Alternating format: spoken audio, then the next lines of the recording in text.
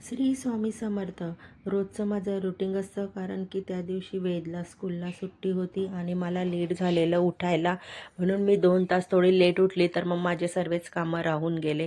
म्हणजे तेच 2 तास कामं लेट होतात. मग माझं दिवसभर कामं चालतात. म्हटलं चला आधी तयारी करून घेते. आंघोळ वगैरे झाल्यानंतर मी तयारी करायला आली इकडे बेडरूममध्ये. चला आता माझा थोडा नाश्ता करायचा बाकी होता. मग मी नाश्ता मॅगी वगैरे बनवली आणि इथं बसली नाश्ता करायला, कारण की माझी अजून देवपूजा पण बाकी होती. म्हटलं आता देवपूजा नंतर करते, कारण की 12च्या आत देवपूजा करून घेते आणि त्याच्यानंतर जेवणाची वगैरे तयारी करते. मग इथं नाश्ता वगैरे बनवायला घेतला. आज मी मॅगीच बनवली हलकी फुलकी, कारण की आज पोट भरून काही नाश्ता करायचा नव्हता, मला जास्त भूक पण नव्हती. म्हणून मग मी मॅगीच बनवली आणि मुलांना पण मॅगी आवडते, म्हणून मी कधीतरीच बनवते, जास्त मी बनवत नाही. पण इथं आली की देवपूजा करायला, कारण की देवपूजा पण माझी बाकी होती. त्यालाच मला अर्धा पाऊण तास माझा देवपूजेला लागून जातो, कारण की मी देवांना कपडे घालते, वस्त्र छोटे छोटे कपडे घालते प्रत्येक देवाला. मग ते परत काढायचे, परत घालायचे, मग त्याला खूप वेळ जातो आणि परत त्यांना स्वच्छ असं पाण्याने धुवायचे. मग त्याला 1 ते 1.5 तास लागून जातो. परत स्वामींची मूर्ती आहे माझ्याकडे, मग स्वामींच्या मूर्तीवरती पण मी अभिषेक घालते, म्हणून मला तो लेट होतो. मग मला असेच 11, 11:30 होऊन गेलेले होते. मग मी ते लवकर पटापट करत होती, कारण की 12च्या आधी जर देवपूजा झाली तर बरं होईल, कारण की सकाळीच झाली पाहिजे. पण मला कसं आहे, लेट उठतो. वेदची स्कूल नसते तर मी थोडी लेट उठते, त्याच्यामुळे मला लेट होतं. पण मला असं झोपायला नाही भेटत, कारण की स्कूल असते की मला 5:30लाच उठावं लागतं.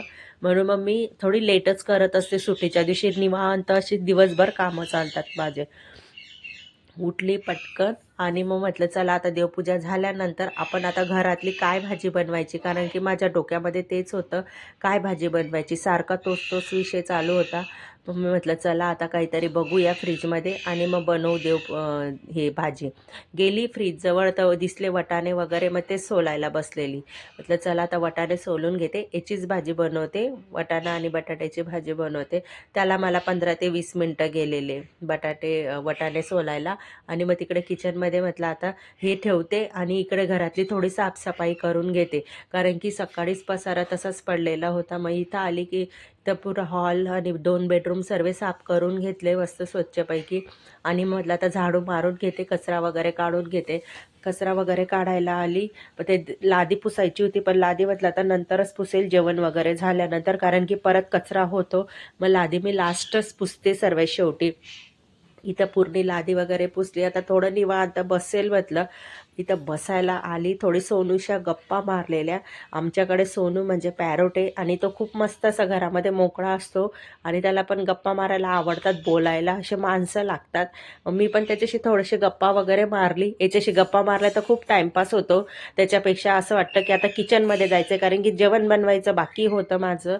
इथं आली, पुरा भाज्या वगैरे साफ केलेल्या काटल्या, टमॅटो वगैरे कापायचे होते आणि लसण वगैरे सोलायचं होता. मग इकडे किचनमध्ये सर्व साफ बटाटे वगैरे कापत बसलेली आणि म्हटलं भाजी टाकते आणि एक साईडला चपात्या वगैरे करून घेते, असं माझ्या डोक्यात होतं. म्हणून 2-2 भाज्या बनवायच्या होत्या.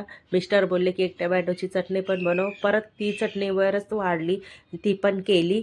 आणि कशी वाटली व्हिडिओ तुम्हाला कमेंट करून सांगा. Bye guys.